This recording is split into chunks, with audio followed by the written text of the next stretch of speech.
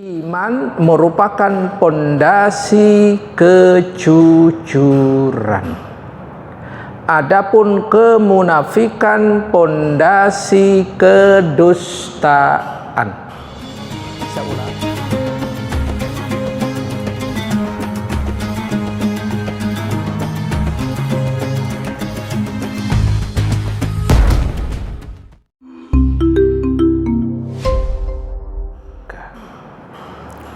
Sehingga menurut beliau kejujuran ibarat pedang Allah di muka bumi. Tidak ada suatu pun yang diletakkan di atasnya melainkan akan terpotong olehnya. Dan tidaklah kejujuran menghadapi kebatilan, melainkan ia akan melawan dan mengalahkan, serta tidaklah yang menyerang lawannya melainkan ia akan menang. Masya Allah. Inilah gambaran kejujuran. Bahkan disampaikan tadi, kejujuran merupakan pondasi dari segala hal. Dengan penyanggahnya keyakinan. Jadi kejujuran, kemudian keyakinan. Lalu keyakinan ini akan membuahkan sifat apa? Baik. Ini. Karena jujur tadi ucapannya baik, sifatnya baik, karakternya baik, dan perbuatannya pun baik. Sehingga orang itu mendapatkan gelar yang namanya as-siddiq. Jujur. Kemudian beliau Ibnu Qayyim rahimahullah membagi kejujuran manusia itu dibagi dua, jujur dan munafik. Jujur dan munafik. Silahkan Quran surat Al-Ahzab surat 33 ayat 24. Jadi kejujuran sekali lagi manusia itu dibagi dua, yang satu jujur, yang satu munafik. Karena munafik nanti antara ucapan dengan perbuatan berbeda, antara hati dengan antara zahir dan batin juga berbeda, antara berita dengan fakta berbeda. Surat 33 ayat 24. Jadi berdasarkan ayat ini, ma'asyiral muslimin, adalah manusia dibagi dua, kejujuran dan munafik. Orang yang jujur, orang yang munafik.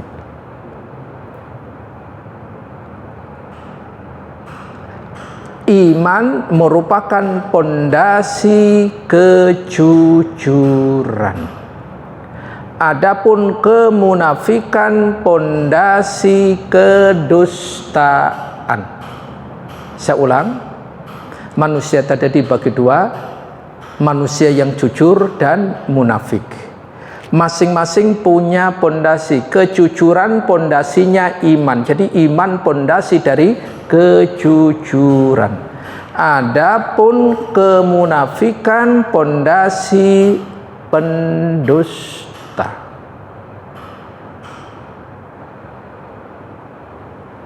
Sehingga antara iman dan dusta tidak akan berkumpul, karena salah satu dari keduanya pasti memerangi yang lainnya.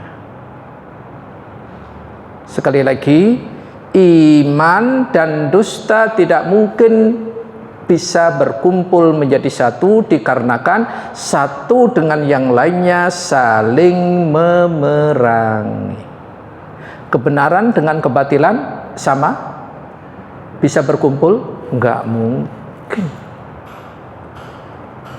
Air dengan minyak, walaupun sekarang lagi musim direbus, ya kan? Gitu. Begitu merebus terus dikasih minyak, bisa jadi satu? Tetap minyak dengan air tidak akan bisa menyatu. walaupun diaduk luar biasa. Sehingga Allah tabaraka wa ta'ala mengabarkan tidak ada yang dapat memberi manfaat dan menyelamatkan seorang hamba dari azab di hari kiamat melainkan kejujuran. Masya Allah. Jadi kalau begitu kejujuran luar biasa indahnya. Satu dari sekian ayat yang harus kita ketahui, di antaranya adalah Quran surat Az-Zumar surat 39 ayat 33. Walladzi jaa'a bis-sidqi wa sadaqa bih ulaika humul muttaqun. Jadi kalau begitu orang yang bertakwa adalah orang yang selalu membawa dan membenarkan kebenaran atau kejujuran seorang hamba itu yang dibawa oleh Rasulullah, syariat Islam ini.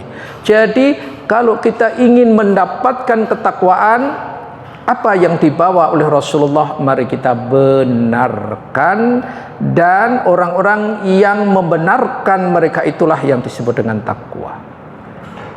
Masihkah kita ragu sedikit pun apa yang dibawa oleh Rasulullah SAW? Saya yakin jawabnya, kalau kita orang yang beriman, insya Allah tidak ada sedikit pun keraguan terhadap apa yang dibawa oleh Rasulullah SAW. Karena apa? Mari kita lihat. Rasulullah jujur dalam perkataan, jujur dalam perbuatan, dan jujur dalam setiap keadaan. Apa itu jujur dalam perkataan? Lurusnya lisan ketika berbicara. Jadi lurusnya lisan adalah maknanya jujur dalam perkataan tadi, lurusnya lisan ketika kita berbicara. Jadi apa yang kita bicarakan, ingat, antara berita dengan fakta sama. Itu. Yang kita beritakan dengan faktanya sama. Inilah jujur dalam perkataan. Kemudian yang kedua, jujur dalam perbuatan adalah lurusnya perbuatan di atas perintah dan ittiba. Laksana lurusnya kepala dengan badan. Coba kepala dengan badan, ada yang miring? Ada, tapi itu nggak normal. Kan gitu. Normalnya gimana? Lurus antara badan dengan kepala. Gitu loh. Sejatinya filosofinya sangat jelas sekali antara badan kita dengan kepala kita. Itu harus lurus. Inilah perbuatan, jujur dalam keadaan perbuatan. Kemudian jujur dalam setiap keadaan. Maknanya lurusnya amalan hati, lurusnya amalan tubuh dalam keikhlasan. Ternyata kita melakukan segala apapun kalau dilandasi dengan hati yang ikhlas, itu insya Allah jujur. Agak berat memang ketika hati kita ingin ini, kemudian tiba-tiba perkataannya berbeda. Berarti jujur nggak di sini? Tidak. Karena lurusnya hati, karena ikhlas selaras dengan ucapan. Ucapan selaras dengan perbuatan. Ini lurus dalam setiap keadaan. Contohnya di sini Abu Bakar As-Siddiq, puncaknya diberikan gelar As-Siddiq, dan gelar As-Siddiq ini secara mutlak ternyata Siddiq lebih tinggi daripada Sadduq. Sadduq itu selalu jujur, dan Sadduq lebih tinggi daripada Shadiq yang jujur.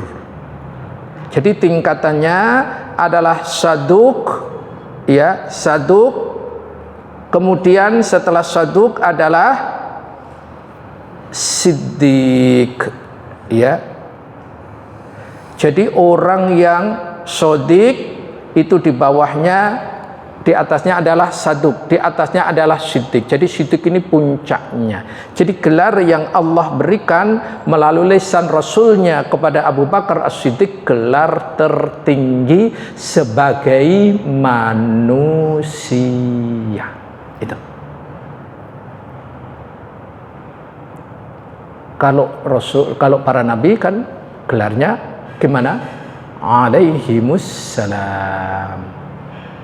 Kalau Rasulullah Sallallahu Alaihi Wasallam, gelar itu khusus Allah berikan kepada para utusannya. Tapi bagi yang tidak sekelas para nabi, yang paling tinggi tadi siapa?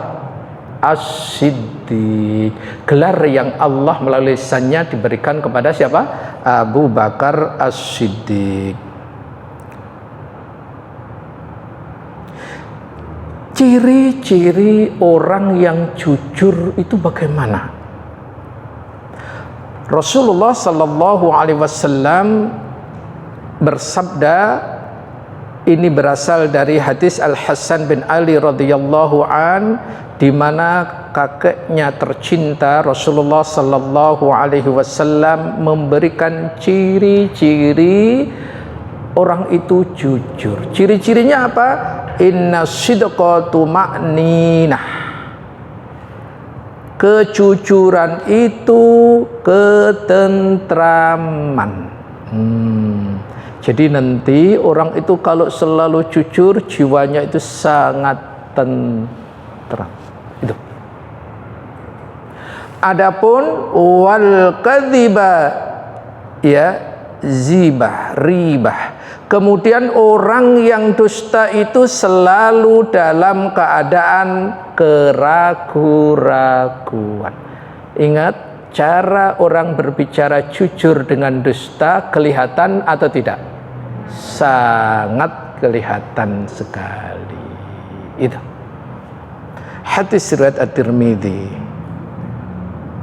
Ini diambil dalam Madarijus Salikin halaman 280 sampai 284, ringkas.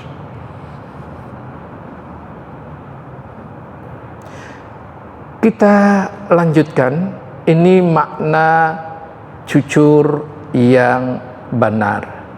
Sehingga jujur ini sebetulnya bisa digunakan di beberapa makna. Makna kejujuran yang pertama dalam perkataan tadi sudah saya ringkas. Yang kedua, jujur dalam niat dan keinginan. Niat dan keinginan jujur maknanya gimana? Ikhlas. Kemudian yang ketiga, jujur dalam tekad dan jujur dalam memenuhinya. Tekadnya gimana? Contoh, ketika Ramadan aku bertekad, aku berniat jujur ingin memperoleh takwa. Dengan kekuatan, kejujuran dan keikhlasan, yakin akan diperoleh ketakwaan itu. Berikutnya, jujur dalam dalam amal perbuatan. Sehingga jujur dalam segala keadaan ini, yakni mendapatkan tempat yang luar biasa besar dan tingginya. Wallahu a'lam. Kemudian yang kedua adalah dusta. Dusta menghantarkan kepada kejahatan, kejahatan menghantarkan kepada neraka. Dusta dampaknya sangat besar sekali. Apa saja dampak-dampak dusta itu? Pertama, dusta akan merusak pengetahuan yang ada. Orang ini walaupun dia mempunyai segala hal, disiplin ilmu, kekayaan, kedudukan, popularitas dan seterusnya, tapi kalau ia dusta gimana? Masih ada yang percaya? ternyata dia adalah pendusta, segala kedudukan yang ada tadi di hadapan orang itu sudah langsung gimana? Jatuh. Walaupun ia seorang yang sangat ahli, profesor, doktor dan seterusnya, kalau ia dusta, maka pengetahuan yang sangat tinggi tadi gimana? Sudah nggak ada nilainya sama sekali. Itu yang perlu kita garis bawahi. Jadi kedustaan ini sangat merugikan, sangat meruntuhkan segala hal yang ada. Maka kalau kedudukannya, kejujuran tadi sangat tinggi, dusta kebalikannya sangat rendah sekali. Kemudian orang yang selalu berdusta pasti sulit untuk berjalan dengan kebenaran. Kedustaan satu akan ditutupi apa? Kedustaan berikutnya. Kedustaan berikutnya akan terus itu. Berat sekali. Itu dampak-dampaknya. Sehingga orang yang melakukan kedustaan, maka akan kejahatan itu akan terus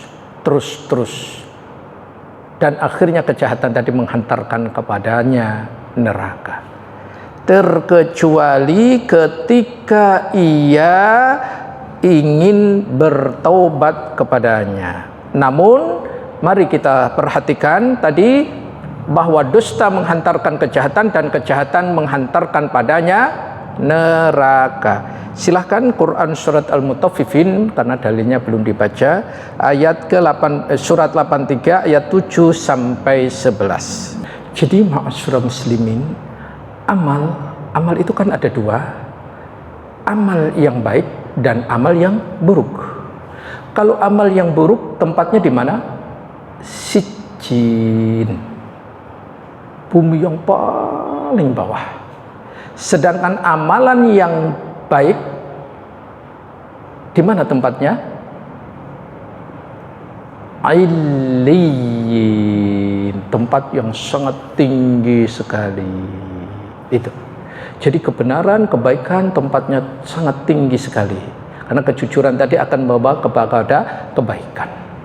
Jadi amalan-amalan kebaikan, amalan-amalan soleh itu tempatnya di Illiyin. Ini suratnya sama, yakni surat Al-Mutaffifin. Kemudian yang tidak kalah pentingnya, saya akan sampaikan sedikit lagi berkaitan dengan asal mula amal di dalam kehidupan manusia.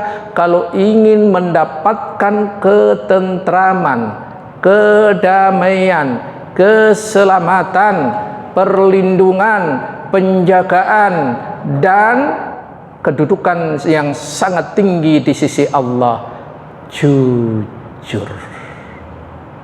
Insya Allah kejujuran akan membawa keikhlasan. Dan keikhlasan inilah walaupun sedikit di sisi Allah akan besar. Ikhlas itu tujuan. Caranya ittiba, mengikuti Rasulullah. Sedangkan Rasulullah tadi yang paling dikedepankan Rasul apa? Kejujuran. Jadi kalau kita ingin selamat dunia dan selamat di akhirat, ikhlas tujuannya karena Allah, caranya jujur mengikuti Rasulullah sallallahu alaihi wasallam. Insya Allah kita akan selamat. Masya Allah. Itu.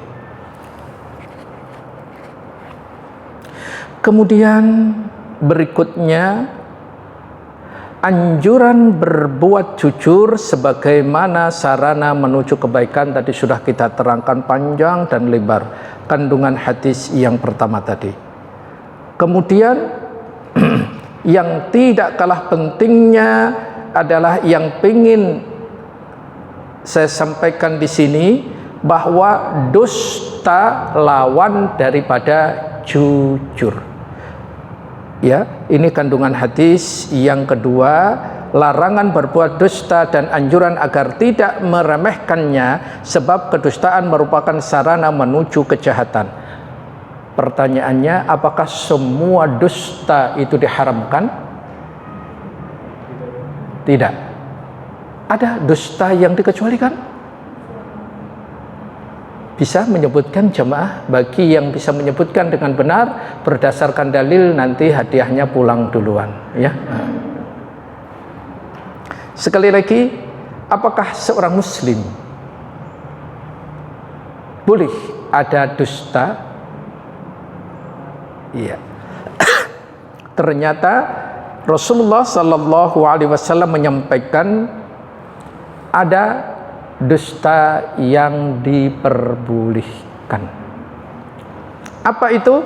Hadis riwayat Abu Dawud nomor 4922. Saya tidak menganggap berdusta seseorang yang mendamaikan di antara manusia. Dia mengatakan perkataan yang dia tidaklah menginginkan kecuali perdamaian. Jadi yang pertama apa? Mendamaikan dua yang sedang berseteru. Misalkan A datang kepada B, padahal A sedang berseteru dengan A. A berseteru dengan C. A tadi datang ke B, menceritakan C dari A sampai Z. Kemudian besoknya C menceritakan, juga datang kepada B, menceritakan dibalik dari Z sampai A. Gitu. Jadi semua saling menceritakan. Kemudian A datang lagi, apakah C datang ke sini dan seterusnya? C juga datang, apakah A datang ke sini dan seterusnya? Kalau tujuannya untuk mendamaikan, maka tidaklah berdusta kalau bohong. Oh, dia datang tapi hanya pinjem minyak goreng, gitu. Enggak, ini bahasa yang anu aja. Artinya tidak menceritakan kepada orang yang sedang berseteru tadi. Kenapa? Karena nanti kalau diceritakan, perdamaian tidak akan terwujud. Itu yang pertama. Yang kedua, orang yang berkata dalam peperangan, ya, orang yang berkata di dalam peperangan. Apa itu maknanya? Di dalam peperangan itu strategi dan seterusnya harus sangat jitu sekali. Nanti akan diterangkan. Kemudian yang ketiga, seorang laki-laki yang berbicara kepada istrinya tentang istrinya, seorang wanita berbicara kepada suaminya tentang suaminya. Contoh, suaminya mengatakan kepada istrinya, jamaah kalau dipanggil suaminya, panggilannya apa? Nggak usah lah ya. Ya anggaplah panggilannya apa ya? Susah juga ya. Orang Sunda aja ya, Ning gitu ya. Suaminya mengatakan, Ning, saya akhir-akhir ini melihat Ning itu lebih cantik dari pertama temu. Padahal dosa enggak itu?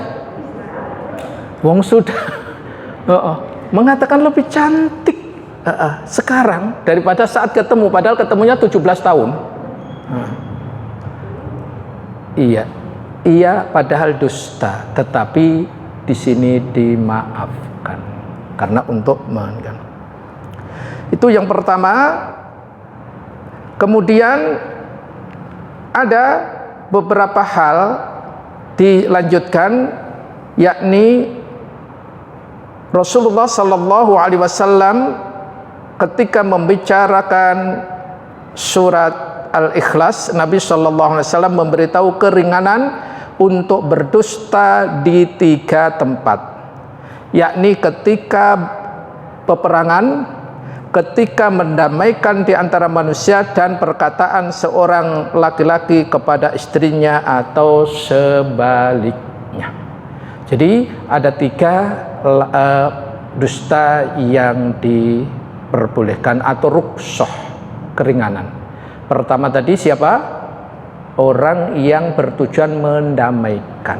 Kemudian yang kedua dalam peperangan, yang ketiga dalam rumah tangga suami istri. Tapi bukan dusta dalam pengertian beda ya. Nah, di sini nanti boleh akhirnya dusta terus. Sebetulnya ini disebut dengan tauriyah. Ya, sebetulnya lebih tepatnya tauriyah, bukan dusta. Apa itu tauriyah? Seseorang mengatakan suatu perkataan tetapi perkataan tersebut bisa dipahami berbeda oleh orang yang mendengarkannya. Contohnya di sini, contoh tauriyah, ada orang yang zalim kemudian dikejar-kejar oleh banyak sekali orang. Kemudian orang ini tadi sedang duduk, kemudian orang zalim tadi masuk dan dia di dalamnya.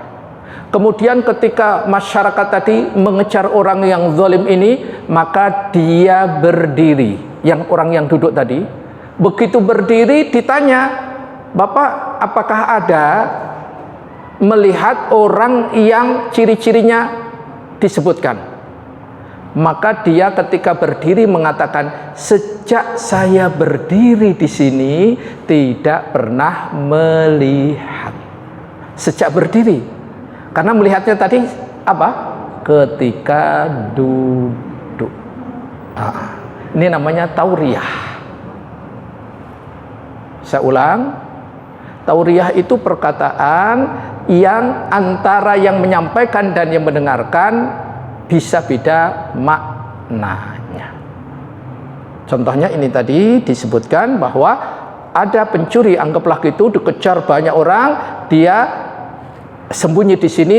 Awalnya dia duduk, begitu banyak orang tadi dia berdiri, dia mengatakan, "Sejak saya berdiri di sini saya tidak melihatnya." Melihatnya kapan tadi? Saat duduk itu. Wallahu a'lam. Inilah disebut dengan tauriyah. Kemudian yang terakhir, bahwa ya ini kita ambil aja yang terakhir. Apa itu yang tidak kalah pentingnya? Perbuatan baik, amal solih, tempat kembalinya surga, dan tempat kembalinya orang yang berbuat jelek, buruk, dusta, keburukan adalah neraka. Silahkan dibuka Quran surat Al-Bayyinah sebagai penutup, ayat ke-6 sampai terakhir. Jadi bagi orang yang dusta menghantarkan kejahatan, kejahatan menghantarkan kepadanya ke neraka. Neraka adalah tempat seburuk-buruknya kembali. Adapun kejujuran menghantarkan kebaikan, dan kebaikan menghantarkan surga. Sedangkan surga, Masya Allah, adalah radhiyallahu anhum wa radu'an. Allah meridhai mereka karena mereka meridhoinya. Adalah balasan terbaik bagi orang yang beriman, beramal solih karena kejujurannya, sehingga Allah memasukkannya ke dalam surga.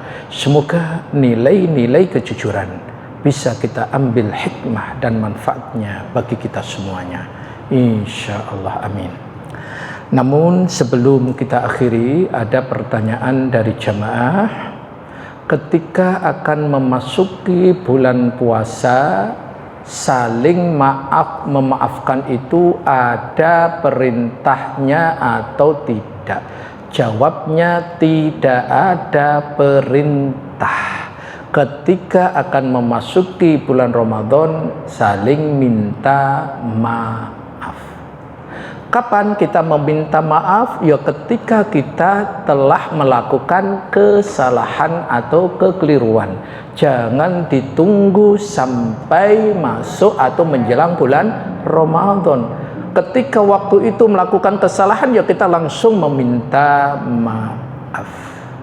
Kebaikan tolong jangan ditunda-tunda. Salah satu bentuk kebaikan tadi apa? meminta maaf atas kesalahan-kesalahan itu. Jadi tidak ada syariatnya ketika menjelang Ramadan saling meminta maaf. Wallahu a'lam bishawab. Ya. Baik, sebelum diakhiri, kalau ada sesuatu yang ingin disampaikan sebagai bentuk pertanyaan, dipersilahkan. Sambil menunggu pertanyaan jika ada, insya Allah mungkin sudah diumumkan oleh panitia atau Bu Dokter dan seterusnya, bahwa nanti hari Jumat kan sudah masuk Ramadan. Jadi kita kajiannya dari jam 2. Ya, jam 2 sudah kita mulai.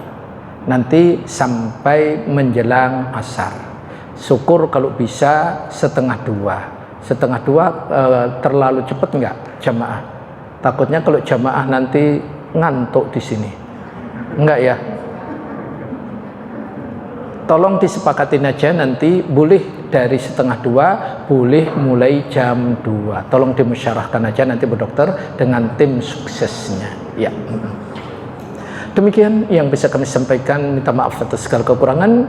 Kita akhiri, subhanakallahumma wa bihamdika asyhadu an la ilaha illa anta astaghfiruka wa atubu ilaik. Wassallallahu ala nabiyyina Muhammad wa ala alihi washabbihi wasallam wa akhiru da'wana anil hamdulillahi rabbil alamin. Wassalamualaikum warahmatullahi wabarakatuh.